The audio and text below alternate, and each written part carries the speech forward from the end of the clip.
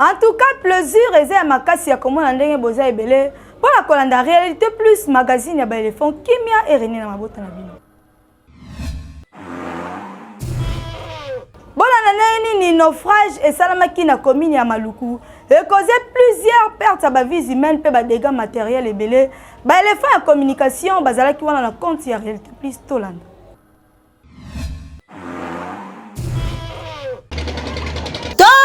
Ya lelo tongo ya makambo eyemba balanga nzembo. Effondrement esalemi na libongo ya Maluku na ngonga ya 8h. Ebele babiki ebele bacholi po accident ya mai ezalaka maseki te.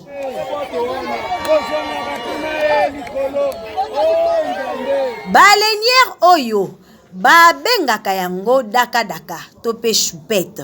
Selon information tozui, population elingaka komate yango mingi po ezalaka ligne ya Kisasa Équateur. Donc eza loko la VIP. Président, monelo tocho lo bawana. Masolo tocho lo baga siko a. Kasi lelo midi didi. Ezindika kapene ya libongo. Heureusement, ezalaki déjà tongo. Ba intervention et yaki pour na kosunga ba passager.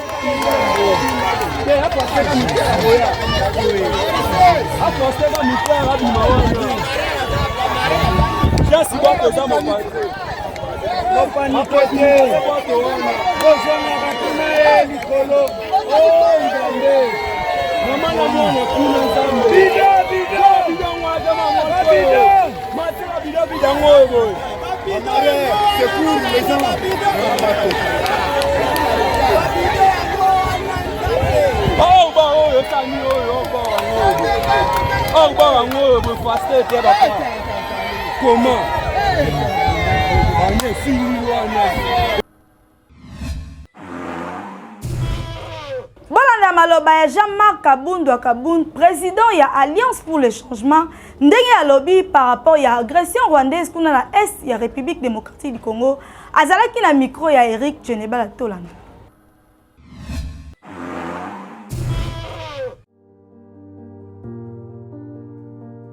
Signe oyo yako kanga monokope arme na mutu elakisi que bazobo ma peuple communauté internationale bakangi monoko silence radio. Ka ya République démocratique du Congo ezu allure mususu kaka ndenge ba image ezolakisa.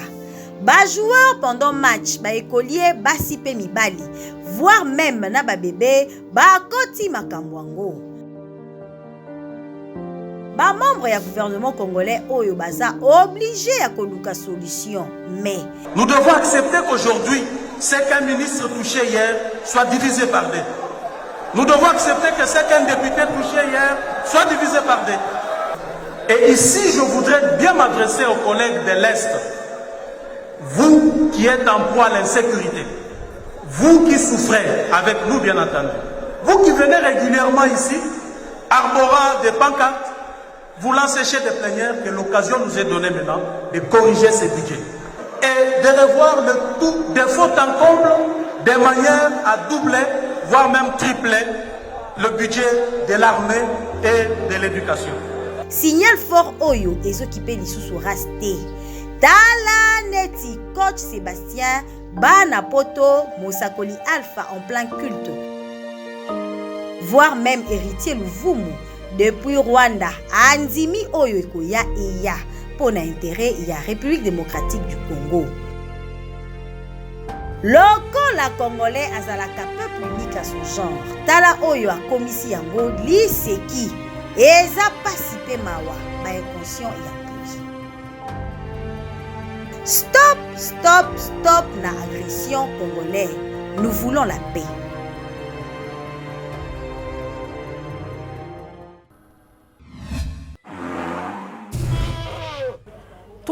Il y a formation pour la haut cadre. Il y a parti politique Alliance pour le changement.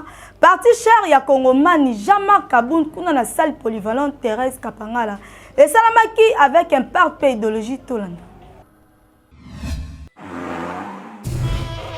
Salle polyvalente Thérèse Kapangala nde servaki ba au cadre na ba cadre ya parti politique Alliance pour le changement, parti cher ya Kongomani Jean-Marc Kabund Kabund, prisonnier politique ya 5e République, bazwa formation.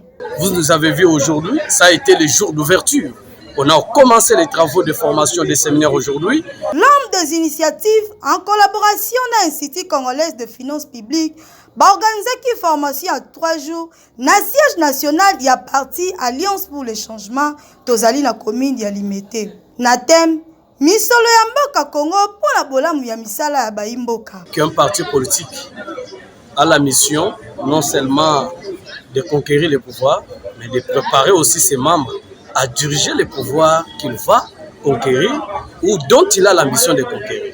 C'est dans cette perspective que l'honorable Jean-Marc Kabund Kabund, un aigle, c'est-à-dire quelqu'un qui voit de loin, quelqu'un qui est sûr que le pouvoir sera le nôtre dans les prochains jours, a décidé de pouvoir initier une formation en collaboration avec un grand institut de finances publiques du monde, parce que cet institut que vous voyez a une renommée internationale. Il a eu à se mettre en contact avec eux, malgré qu'il soit détenu injustement à la prison centrale de Makala. Il est entré en collaboration avec eux pour que cet institut vienne former le membre de l'Alliance pour le changement. Mais au-delà même du cercle de l'Alliance pour le changement, l'honorable Jean-Marc Kabund Kabund a décidé d'ouvrir les portes à tous les Congolais désireux de pouvoir avoir un enseignement sur les finances publiques. C'est ainsi que parti politique et Senrakande Boye, formation et ba membres pour la lobby et à la meilleure. Président Jean-Marc Kabund, l'homme qu'il faut pour la jeunesse de la République démocratique du Congo. La formation sera sanctionnée par la délivrance d'un brevet qualifiant notre formation en finances publiques. Ceci s'inscrit bien évidemment dans le cadre de la formation de futurs dirigeants de la République. Membre de la commission permanente pour l'égalité entre hommes et femmes et IDPS, Fédération Moamba Tchangou Lukunga Pefuna, Basangalaki comme un seul homme pour la féliciter, secrétaire général de IDPS Augustin Kabouya Chilumba Mwanabouté comme informateur Toland. Message de félicitations au secrétaire général de l'UDPS Tshisekedi. Monsieur le secrétaire général, la commission permanente pour l'égalité entre hommes et femmes, CPHF en cycle, que dirige Madame Judith Kabemba Eyanga, que tous les membres appellent affectueusement femme de cœur, a saisi cette opportunité que vous nous accordez aujourd'hui pour vous présenter les sincères félicitations. Monsieur le secrétaire général, votre brillante élection comme député national et le résultat que vous avez offert à notre parti, en plus de l'immense charge que vous assumez dorénavant après le congrès de Kisant, a indéniablement valeur de couronnement réussi, a une carrière exemplaire, faite de courage politique, de persévérance, de loyauté, de fidélité, constance, d'intégrité, mais surtout de créativité. Monsieur le secrétaire général, pas plus tard qu'hier, le président de la République, chef de l'État, Félix Antoine Tshisekedi Tshilombo, vient de vous nommer comme informateur. Cette élévation que vous venez de bénéficier n'est pas une simple récompense. Cette élévation non plus n'est pas un fait du hasard. C'est un fruit de multiples sacrifices que vous n'avez cessé d'endurer pour les soutenir dans toutes ses actions pour la matérialisation de sa vision prônée par notre maître d'heureuse mémoire, Étienne Tshisekedi Wamulumba. Célébrons le mariage, 2e édition, ayez avec impact. Notez bien, Yambala Oyo, plus de 500 couples déjà enregistrés. Et Kozala le 17 février 2024, na place échangeur de l'unité à partir de 13h. Na thème Papa Bimisa Maman. Événement à ne pas manquer pour invité surprise Baza et Belé. Cadeau signé Honorable Diabanza Mwananene, le défenseur des intérêts communautaires, nouveau meilleur élu provincial. Ba couple en provenance ya Lukunga, Funa, Moamba Pechangu Balobi, au cadre ya UDPS Tshisekedi Diabanza, mérite mieux. Mote Mapembe, Maboko Pembe, la simplicité dans les veines. L'amour, Bolingo, de Dieu, Yanzambe dans nos vies.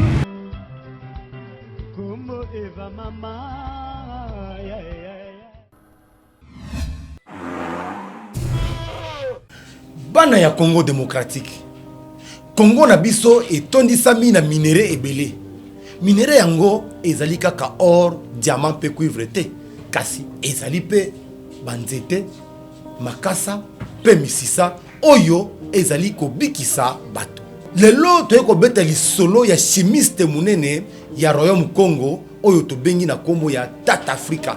Ye nzambe apesi ye mayele ya kobikisa na nzela ya nzete, likasa pe misisa oyo ye azui a transformer yango na ba produit oyo bokomona awa mpona kobikisa ba maladie ebele, maladie yango lokola hémorroïde, faiblesse sexuelle, éjaculation précoce, kokolisa suki ya ba mama, ba maladie ya ba loposo lokola ba tampon, nduta pe kolongola ba tatouage.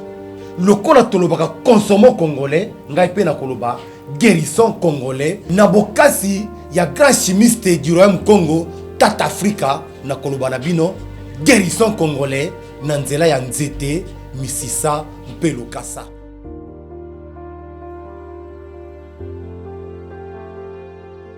Mafuta o bozomona eza anti-tache pona batu nyonso o bazana ba tampo ozana nduta oluki solution esilaka te, quel que soit nduta na yo eza ya kobotama. Nduta musu azaka nango akomi na grossesse, akomi kosentir mokusa tanga azokwanza azomona banduta ezokata. Mafuta o bozomona eza anti-tache yango so bandi kosalela yango omona elongola batache nyonso oyo botama na yango te. Eza pena mafuta nango ya kopakola tosaka mafuta ya bato apo o bazana posa ke aza muta pembe na ebima clair sans tache tosala kango. Et puis tozana ba savon nango yango ezali savon o moni eza pona kosokola nzoto te, mais eza pona kopakola. Savon o eza soki ozana ba tache, ozana ba bouton to mafuta opakola esimba to sali ba tache moko nelongi na to ba tampo o sala savon oyo to pesa na mafuta na biso o mona ba tache so silio ozongi normal ndongo botama to benga savon o savon anti-tache. Yango soki ozana poso zwango même ozana posa ozwango ebele yaka Tata Africa eli bino ba produit kitoko pona kosunga bino ba santé na bino ezala malamu. Nalingi na banda kolakisa bino ba produit nazana produit oyo bozomona ona simbi eza ba mafuta oyo eza suki babengango vitamine ya suki naturel. Ata suki ekata na kayo ba mama balelaki mingi suki na bango ekolaka te. Ba mama o bazali komitungisa banda suki na mbunzu ekatana ebotaka te. Huile omo na simbi eza huile tobimisa na kati ya graine ya diamba yango ebotaka suki nyonso ata papa aza na libandi. Ezaka huile apamba te, eza na pomade nango yango. Pomade o ata oza na libandi osangisi na huile oyo omona suki na yo ebandi koya milai pe atezaki ya kokatana ebandi kobota. Ata ba mama ba koselela yango, bana ba koselela yango, ba papa o balingaka mandefu, ba poil, ba favori, ba salela kango. Eza disponible na ye nango pona kolakisa bino ke ba produit déjà eye ezali eza ebele pona ba nyonso o bazaka na posa pe ya kozwa yango batia na ba maison na bango na ba boutique na bango to na ba salon na bango. Ba produit yango na memeli bino. Mawana yo esengora ngai, mawana yo kimya na ngai, mawana yo obonga na ngai, mawana yo ipamboli na ngai. Première prophétesse Marthe Nsingando de Delbolia abotama na Boma le 15 janvier 1953.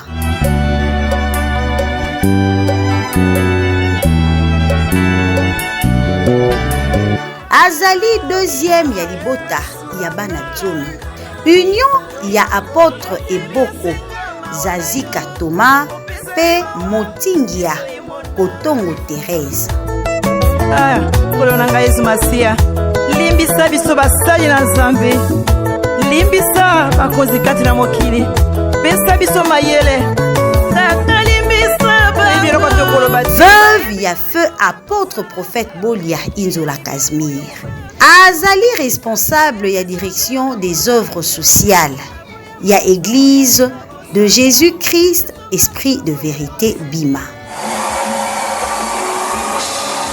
Boye Bate Mama Dedel akufi na mibu ya 71 ans. Na butu ya mardi 6 février 2024. Na maladie ya ngonga moke. Na kozela programme ya Bobsek, matanga ezali kosalema na commune ya Matete na Kwengi 1, numéro 57D.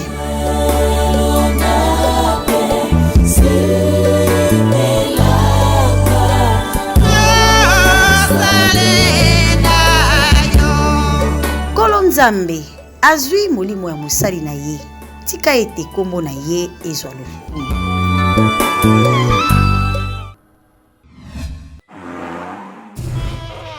Tolanda bilan ya sénateur Denis Kambai ntango azalaki ministre ya sport.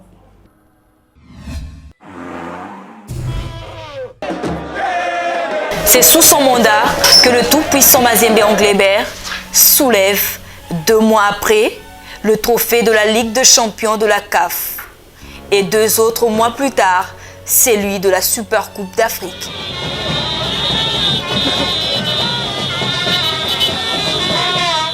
Au mois de décembre 2015, Denis Kambai organise la première édition du tournoi de arts martiaux. Kinshasa vibre au rythme du catch.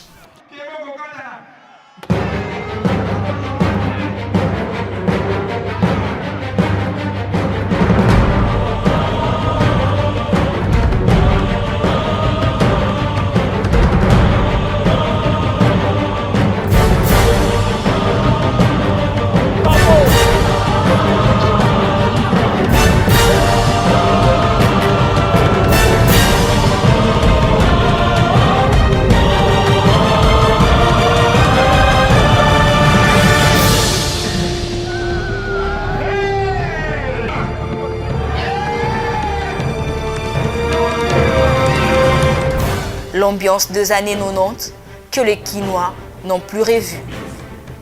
Une activité qui met tout le monde d'accord.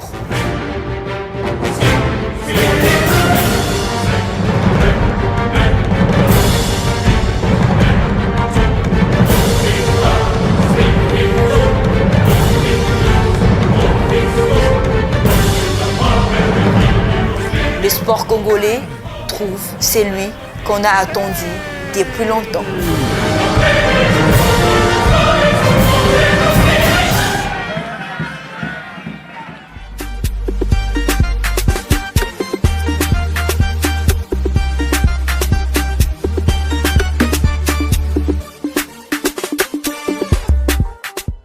Janvier 2016, le ministre Denis Kambai va au Rwanda à la 4e édition du championnat d'Afrique de Nations avec les Léopards et ramène la coupe au pays.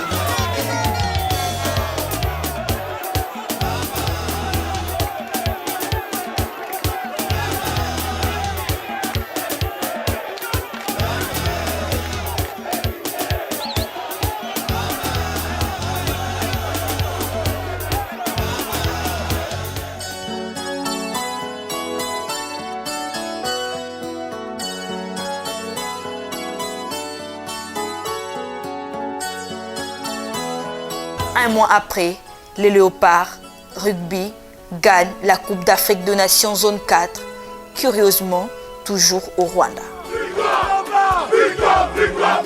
Les Léopards Handball de moins de 20 ans vont en Algérie prendre part à un tournoi, ramènent également la coupe au pays.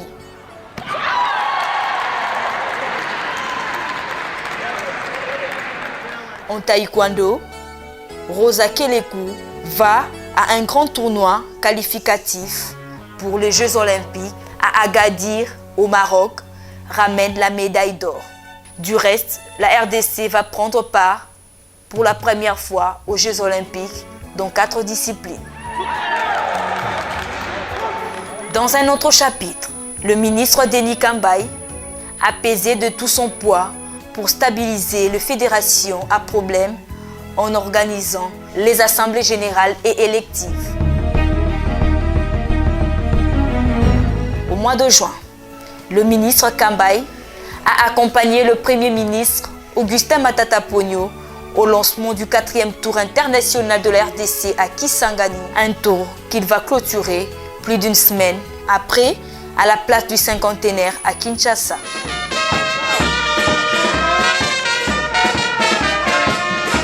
Aussitôt après, Denis Kambaye organise la 2e du tournoi de arts martiaux qui, contrairement à la première édition, verra d'autres disciplines sportives s'inviter à la fête. Notamment le judo, la boxe, la lutte et les taekwondo. Dans les volets infrastructures sportives, il faut noter sous son mandat l'inauguration de stades municipaux à Kinshasa, le stade Joseph Kabila Kabange à Kindu, la remise en bon état du stade Tata Raphaël et la réouverture du stade de Martyrs de la Pentecôte qui abrite désormais de matchs de nuit sans problème.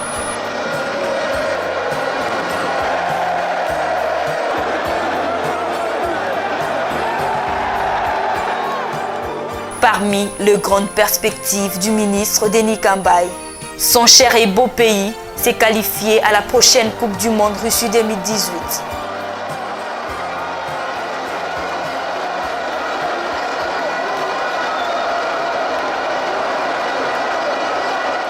Tout est possible. Allez-y, Denis Kambaye Chimbumbu.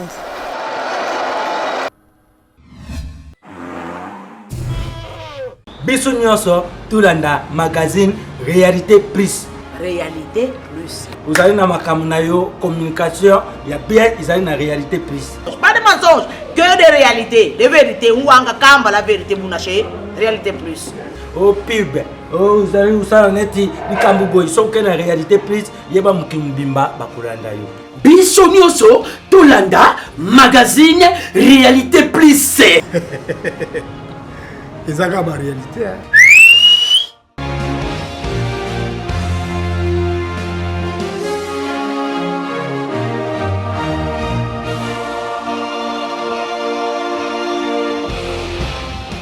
Na geste patriotique or notre succès édition lelo merci na ndenge bozala ki ebele pona ko landa réalité plus ya mko lelo ceux qui bosepela ki na édition to pese un grand merci na grande équipe technique na sima caméra tozala ki na Moussa be na assistance ya Fafa lui édition kumbama ki pe Eric Genebala na coordination na Gilengo le cam esprit supérieur car ande biso na réalité plus to le bara Dodan il fait kota po totali ba o ba ko to kipe bango te totali ba o ba to kipe bango te ngana bino tokutani bongo nko ezali koya au revoir.